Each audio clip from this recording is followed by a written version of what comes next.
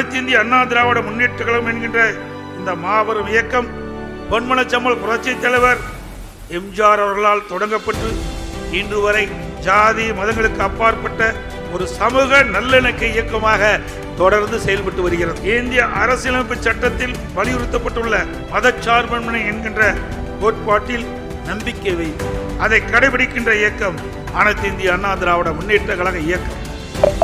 நம்முடைய அனைத்து இந்திய அண்ணா திராவிட முன்னேற்ற கழகம் சகோதர உணர்வையும் அன்பையும் சமத்துவ சிந்தனைகளையும் தனது ஆன்மாவாகவும் இதயமாகவும் கொண்டு இயக்கமாகும். அதிலும் குறிப்பாக சிறுபான்மை மக்களின் உரிமைகள் இந்திய அரசியலமைப்பு சட்டத்தில் சொல்லப்பட்டபடி காக்கப்பட வேண்டும் என்பதில் என்றும் உறுதியாக இருக்கின்ற இயக்கம் அனைத்து இந்திய அண்ணா திராவிட முன்னேற்ற கழக இயக்கம்.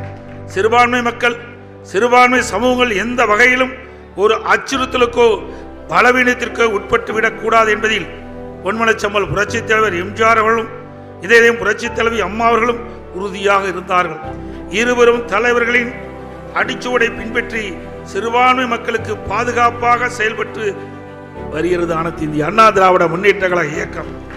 அந்த வழியில் நாங்கள் உறுதியாக பயணித்துக் கொண்டிருக்கின்றோம், பயணிப்போம். எத்தனை நெருக்கடிகள் எங்கிருந்து வந்தாலும் எங்கள் கொள்கையில் நாங்கள் எப்பொழுதும் உறுதியாக இருப்போம் என்பதில் யாருக்கும் சிறிதளவும் சந்தேகம் வேண்டாம்.